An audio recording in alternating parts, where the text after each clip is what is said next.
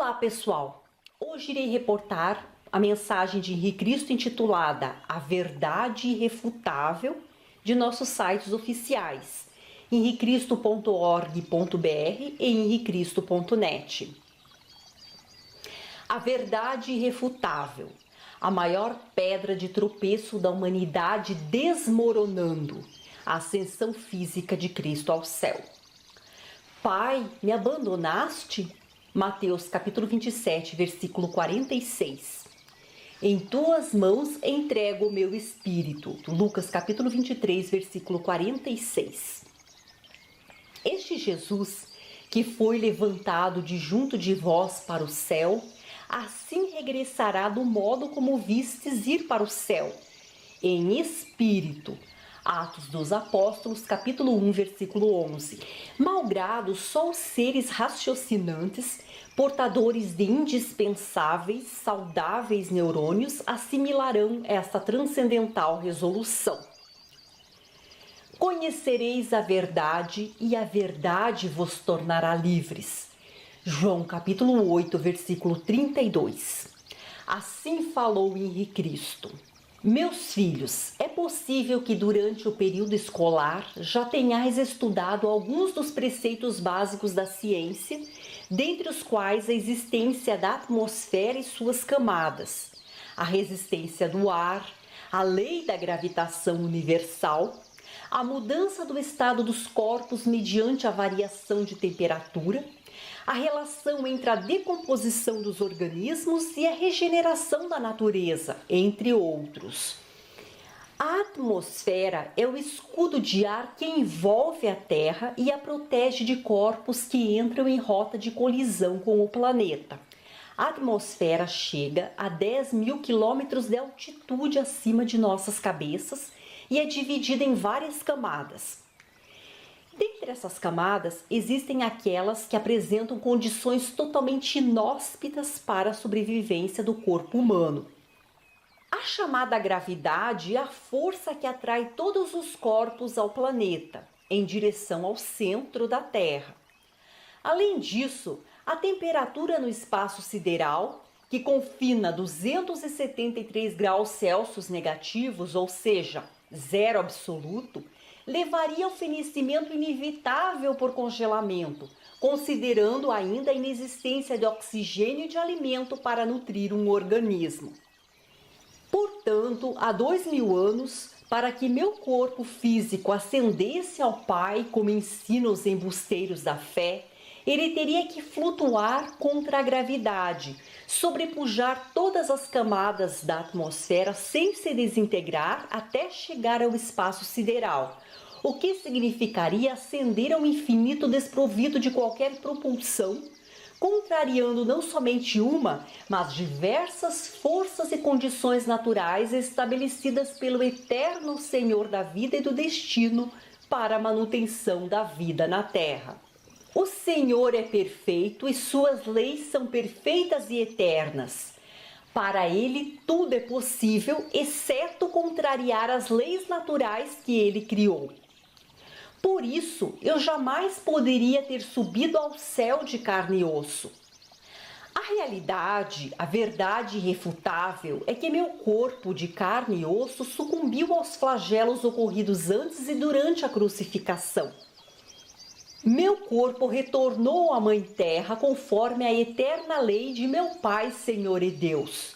Tu és pó, do pó tu foste tomado e ao pó retornarás. Gênesis capítulo 3, versículo 19. Subi ao Pai unicamente em espírito, e em espírito reapareci após a crucificação e consequente desencarnação aos que clamavam por minha presença. Tenho consciência de que sou parte do Espírito do Pai, e como ensino até hoje, todos são. Apenas sou o mais antigo, ninguém é obrigado a crer. Eu não digo e nunca disse que era Deus. Como prova disso, na hora da crucificação, invoquei o Senhor dizendo: Pai, me abandonaste? Mateus capítulo 27, versículo 46. E na sequência, em tuas mãos entrego o meu espírito. Lucas capítulo 23, versículo 46. Se eu fosse Deus, a quem evocava? Assim, uma vez mais está comprovado que subi ao céu em espírito.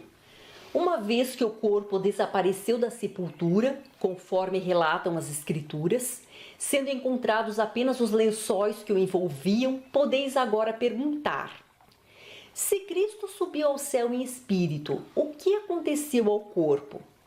Em verdade vos digo, José de Arimateia, que a princípio havia pedido o meu corpo a Pilatos a fim de depositá-lo em um sepulcro novo que mandou cavar na rocha, Mateus capítulo 27, versículos 57 a 60.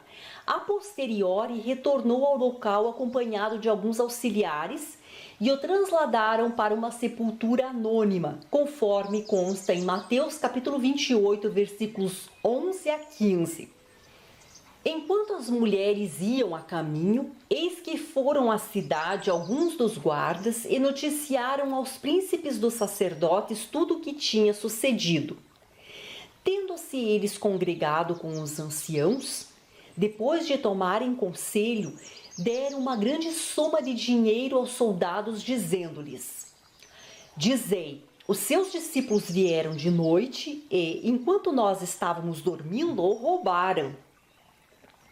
Se chegar isto aos ouvidos do governador, nós o aplacaremos e estareis seguros. Eles, recebido o dinheiro, fizeram como lhes tinha sido instruído. E esta voz divulgou-se entre os judeus e dura até o dia de hoje. Se me questionardes o que levou José de Arimateia a fazer isso, vos esclareço então. Inspirado pelo Altíssimo, José providenciou uma sepultura anônima para que cessasse a sessão de ultrajes que perdurava mesmo após a crucificação. Ele vislumbrou que os soldados e populares iriam destroçar meu corpo e expor os membros em diversos lugares, a fim de persuadir seus contemporâneos a jamais irem de encontro ao Império Romano, aos sacerdotes e ao Sinédrio. Por outro lado, se meu corpo fosse descoberto pelos soldados na sepultura anônima naquela época, a base dogmática cristã de que ascendia ao céu fisicamente jamais teria existido. Se fosse encontrado nos dias atuais o que se conhece hoje como cristianismo, que já se encontra desmoronando, teria seus preceitos arruinados e seus seguidores se dispersariam. A fim de que possais compreender a sinistra intensidade do ódio que havia contra mim, explico-vos que há 2000 anos os populares alienados não vislumbraram, não assimilaram que meu Pai se manifestava em mim. Por isso foram facilmente influenciados pelos sacerdotes que os induziram a vociferar: crucifique, crucifique. Os sacerdotes, estes sim pressentiram em mim a presença do Altíssimo pelas obras e palavras. Por isso decidiram me eliminar. Começaram a perceber esvaziar-se o poder que até então exerciam sobre o povo, desde que eu disse publicamente para orar no quarto com a porta fechada. Mateus capítulo 6, versículo 6. Eles sentiam, vislumbravam isso cada vez mais, porque eram lobos rapazes habituados ao poder que exerciam sobre os judeus. E já haviam esgotado os recursos pragmáticos para conseguir o conchavo com Pilatos, intendente de Roma. Dessa forma, consideraram mais prático, mais racional em sua ótica satânica livrar-se de mim. Usaram toda a experiência de lobos, já embriagados pelo poder que exerciam até então, para a priori providenciar minha captura e a posteriori levar-me a julgamento, culminando com a crucificação. Na cegueira em que se encontravam, no ódio que manifestavam em relação a mim, não enxergavam estar justamente fazendo algo que só poderia ser feito se Deus permitisse, e naquele momento cruciante fustigaram o povo a vociferar: crucifique, crucifique! Pois sabiam quem sou, viram que sou o Verbo de Deus. Justo por isso temiam o poder dos ensinamentos emanados de meu Pai. Temor que podeis compreender através destes versículos. No outro dia, os príncipes dos sacerdotes e os fariseus foram juntos ter com Pilatos e disseram-lhe: Senhor, estamos recordados de que aquele sedutor, quando ainda vivia, disse: ressuscitarei depois de 3 dias. Ordena, pois, que seja guardado o sepulcro até o 3º dia, a fim de que não venham os seus discípulos, o furtem e digam ao povo: ressuscitou dos mortos. E desta sorte, o último embuste seria pior do que o primeiro. Pilatos disse-lhes: tendes uma guarda, ide, guardai-o como entenderdes. Eles foram, guarneceram o sepulcro com guardas e selaram a pedra. Mateus capítulo 27, versículos 62 a 66. Os sacerdotes e fariseus ignoravam que minha ressuscitação seria em espírito. Além disso, desconheciam que a vigília do sepulcro seria em vão, pois, reiterando o que consta em Mateus capítulo 28, versículos 11 a 15, durante a noite os soldados adormeceram e meu corpo foi trasladado a uma sepultura anônima. O ódio contra mim era intenso e incessante, pois eu havia contrariado os interesses escusos do Sinédrio ao ensinar o povo que não era preciso ir ao templo para viver em simbiose com o Pai, bastando orar no quarto com a porta fechada. Mateus capítulo 6, versículo 6. Uma das ocasiões em que afrontei o Sinédrio e os sacerdotes sucedeu quando, movido pela santa cólera de meu pai, investido da autoridade de Leão de Judá, chicoteei os vendilhões do templo em Jerusalém, dizendo: a minha casa será chamada casa de oração, mas vós a convertestes num covil de ladrões. Mateus capítulo 21, versículo 13. Serpentes, raça de víboras, como escapareis da condenação ao inferno? Geração de víboras, quanto tempo ainda terei que ficar entre vós? Mateus capítulo 23, versículos 13 a 36 e capítulo 17, versículo 17. Esse episódio foi decisivo para que Roma, pressionada, ordenasse o aniquilamento de meu corpo físico e orquestrasse uma série de eventos no intuito de intimidar qualquer um que ousasse contrariar o império e o sistema religioso da época. Meu pai me revelou que se meu corpo fosse encontrado pelos soldados romanos e populares, aconteceria algo semelhante ao que sucedeu ao corpo do sucessor dos sucessores de Tibério César, imperador romano que ordenou a minha crucificação, Benito Mussolini. Como coincidências não existem, em 1945, na véspera de minha atual reencarnação, ocorrida em 1948, Mussolini, que até então exercia o poder político absoluto em Roma, como outrora Tibério César, foi morto por guerrilheiros da resistência italiana e seu corpo exposto em praça pública de cabeça para baixo, tendo passado por diversos tipos de escárnios e profanação. É possível que, mesmo diante de minhas palavras, estejais ainda a lucubrar. Milagres acontecem. Deus poderia sim elevar o corpo de Cristo até o espaço. Deveras, milagres acontecem, e meu Pai já os realizou através de mim, seja há 2000 anos, seja na atual encarnação. Todavia, meu Pai jamais devolveria um membro a um ser humano que o tivesse perdido em um acidente, pois há situações cosmicamente irreversíveis, em que nem mesmo o Altíssimo interfere. E existem condições naturais que nem mesmo ele vê sentido em contrariar, como fazer um corpo humano flutuar ou voar por si só. A primeira vez em que reapareci após a crucificação foi a Maria Madalena, incorporado no jardineiro. João capítulo 20, versículos 1 a 17. No primeiro dia da semana, foi Maria Madalena ao sepulcro de manhã, sendo ainda escuro, e viu a pedra removida do sepulcro. Correu, pois, foi ter com Simão Pedro e com o outro discípulo, e disse-lhes: levaram o Senhor do sepulcro e não sabemos onde o puseram. Partiu então Pedro com o outro discípulo e foram ao sepulcro. Corriam ambos juntos, mas o outro discípulo corria mais do que Pedro e chegou primeiro ao sepulcro. Tendo-se inclinado, viu os lençóis postos no chão, mas não entrou. Chegou depois Simão Pedro, que o seguia, entrou no sepulcro, viu os lençóis postos no chão. Então entrou também o outro discípulo que tinha chegado primeiro ao sepulcro, viu e creu. Com efeito, ainda não entendiam a escritura, segundo a qual ele devia ressuscitar dos mortos. Voltaram, pois, outra vez os discípulos para sua casa. Entretanto, Maria Madalena conservava-se da parte de fora do sepulcro, chorando. Enquanto chorava, inclinou-se e olhou para o sepulcro, e viu 2 anjos vestidos de branco, sentados no lugar onde fora posto o corpo de Jesus, um à cabeceira e o outro aos pés. Eles disseram-lhe: Mulher, por que choras? Respondeu-lhes: Porque levaram o meu Senhor e não sei onde o puseram. Ditas estas palavras, voltou-se para trás e viu Jesus, de pé, mas não sabia que era Jesus. Disse-lhe Jesus: Mulher, por que choras? A quem procuras? Ela, julgando que era o hortelão, disse-lhe: Se tu o levaste, dize-me onde o puseste, eu irei buscá-lo.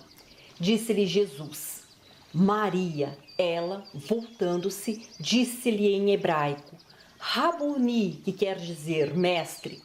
Disse-lhe Jesus: Não me toques, porque ainda não subi para meu Pai. Mas vai a meus irmãos e dize-lhes: Subo para meu Pai e vosso Pai, meu Deus e vosso Deus.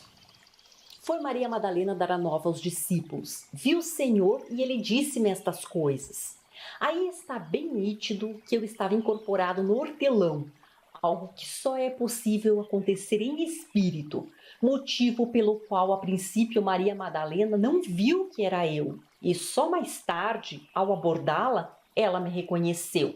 Mais uma evidência do que estou a vos dizer é que há 2000 anos andei sobre as águas em espírito, jamais o fiz de corpo físico.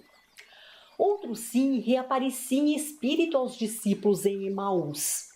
Eis que, no mesmo dia, o dia em que as mulheres e Pedro foram ao sepulcro, caminhavam 2 dos apóstolos para uma aldeia chamada Emaús, que estava à distância de Jerusalém 60 estádios. Iam falando um com o outro sobre tudo o que se tinha passado. Sucedeu que, quando eles iam conversando e discorrendo entre si, aproximou-se deles o próprio Jesus e caminhava com eles. Os seus olhos, porém, estavam como que fechados, de modo que não o reconheceram. Ele disse-lhes: Que conversas são essas que ides tendo pelo caminho, e por que estáis tristes? Respondendo um deles, chamado Cleofas, disse-lhe: Só tu és forasteiro em Jerusalém, que não sabes o que ali se tem passado estes dias? Ele disse-lhes: Que é? Responderam: Sobre Jesus Nazareno, que foi um varão profeta, poderoso em obras e em palavras diante de Deus e de todo o povo. E de que maneira os nossos príncipes dos sacerdotes e os nossos magistrados o entregaram para ser condenado à morte e o crucificaram. Ora, nós esperávamos que ele fosse o que havia de resgatar Israel. Depois de tudo isto, é já hoje o 3º dia depois que estas coisas sucederam. É bem verdade que algumas mulheres, das que estavam entre nós, nos sobressaltaram porque, ao amanhecer, foram ao sepulcro e, não tendo encontrado o seu corpo, voltaram dizendo que tinham tido uma aparição de anjos, os quais disseram que ele está vivo. Alguns dos nossos foram ao sepulcro e acharam como as mulheres tinham dito, mas não o encontraram. Ele disse-lhes: Ó estultos e tardos do coração para crer em tudo o que anunciaram os profetas. Porventura não era necessário que o Cristo sofresse tais coisas e que assim entrasse na sua glória? Aproximaram-se da aldeia para onde caminhavam, e ele fez menção de que ia para mais longe. Mas eles o constrangeram, dizendo: Fica conosco, porque faz tarde e o dia declina.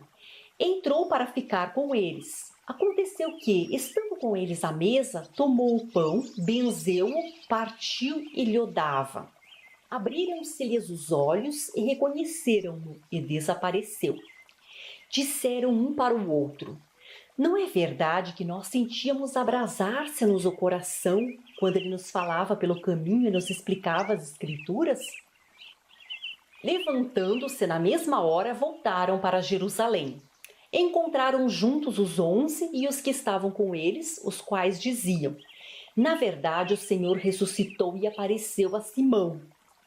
E eles contaram o que lhes tinha acontecido no caminho e como o tinham reconhecido ao partir o pão. Lucas capítulo 24, versículos 13 a 35. Nesse episódio em Emaús, novamente eu estava incorporado, porém dessa vez no forasteiro. Vide ressurreição à luz dos evangelhos e ressurreição no livro Despertador Explosivo, volume 2. Despertai, meus filhos, libertai-vos das fantasias que vos impuseram desde a infância. Tenho certeza de que já não acreditais na conhecida história da cegonha contada por vossos progenitores. Tampouco em Coelho da Páscoa e Papai Noel. Refleti, portanto, por que ainda acreditais que subi ao céu de carne e osso? Todas as vezes em que reencarnei, recolhi meu corpo do ventre de uma mulher, e todas as vezes em que desencarnei, meu corpo retornou à Mãe Terra. Sou o primogênito de Deus, que reencarnei Noé, Abraão, Moisés, Davi, etc., depois Jesus e agora Henri. O meu espírito é eterno, indestrutível. Esse sim ressurgiu e foi reconhecido há 2000 anos pelos que tiveram olhos para ver e ouvidos para ouvir. E somente em espírito regressei ao Pai. Enfim, só em espírito sempre retornarei ao eterno Senhor da vida, e no porvir sereis, em espírito, com o Senhor e comigo uma só coisa. A coerência, a lógica e a verdade são indissociáveis. Os sensatos meditam e assimilam. Tenham todos a minha paz.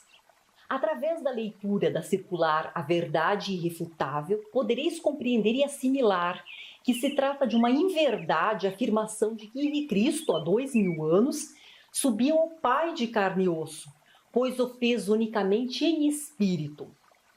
A fim de vos desvencilhar das demais inverdades ensinadas pelos ditos religiosos há anos sobre a vida de Henri Cristo, facultando-vos conquistar a chave da liberdade consciencial, recomendamos outro sim a leitura das seguintes circulares, contidas no livro Despertador Explosivo, volume 1, disponível para download graciosamente em nossos sites oficiais, henricristo.org.br e henricristo.net. Paulo, o primeiro falso profeta confesso da era cristã. Romanos capítulo 3, versículo 7. Fariseus contemporâneos, templos farisaicos, jesuítas, fariseus evangélicos versus cristãos genuínos, o dízimo e Maria Mulher. Do livro Despertador Explosivo, volume 2, outro sim disponível para download graciosamente nos sites oficiais. Ressurreição, a ressurreição à luz dos evangelhos, Emanuel e o enigma dos milagres. Se você apreciou o conteúdo desta mensagem transcendental, compartilhe com seus amigos, curta, inscreva-se no canal, ative o sininho das notificações para receber novos vídeos e que o Senhor o inspire e ilumine. Até sempre!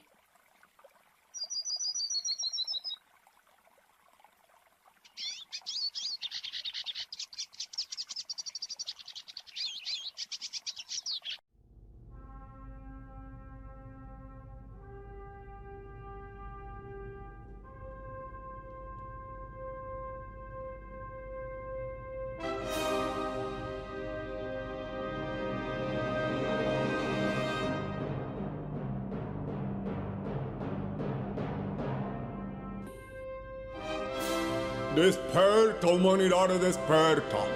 A longa noite agoniza.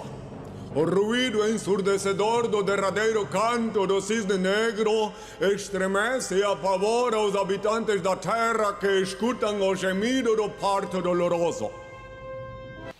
A estrela resplandecente da manhã anuncia o fim deste mundo caótico no alvorecer da nova era.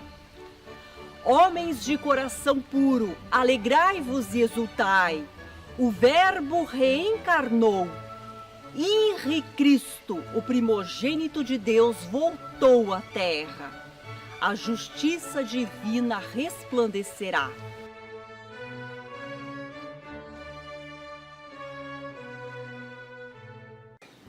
Os homens, fazendo uma luz do livre-arbítrio, construíram armas destrutivas, violaram as sagradas leis de Deus e esqueceram-se também dos santos mandamentos.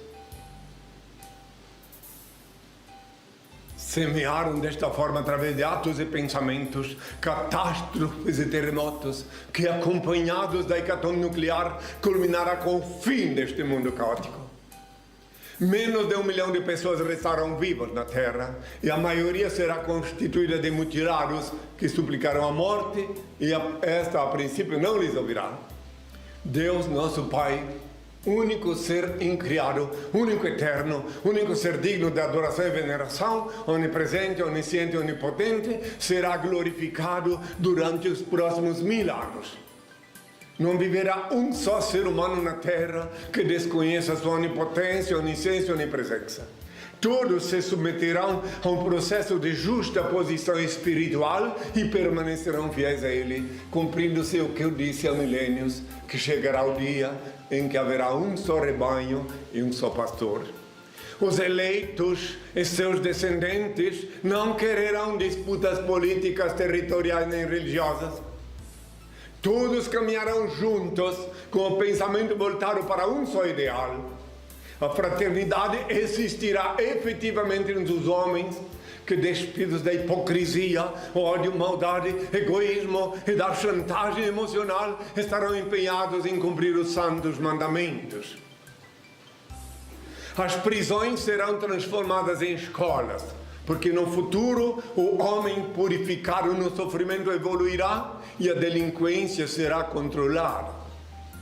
A medicina transcenderá, encontrará a cura dos males que atormentam o corpo no espírito, porque após muito sofrimento e erro, a humanidade se conscientizará que todas as fraquezas e todas as enfermidades físicas têm sempre início na enfermidade da alma. O sexo será exercitado como um rito de veneração a Deus. O homem, desnudo de seus instintos bestiais, quase consciente dos mistérios da procriação, unir-se-á à mulher sob a luz da espiritualidade, reconhecendo a sua origem divina. O dinheiro será utilizado unicamente como um elo sagrado que facilitará o relacionamento humano. A humanidade voltará à vida simples e livre, em comunhão íntima e perene com a natureza, e preferirá o manjar simples e natural dos frutos e vegetais. A profissão mais nobre durante os próximos 1000 anos será a agricultura.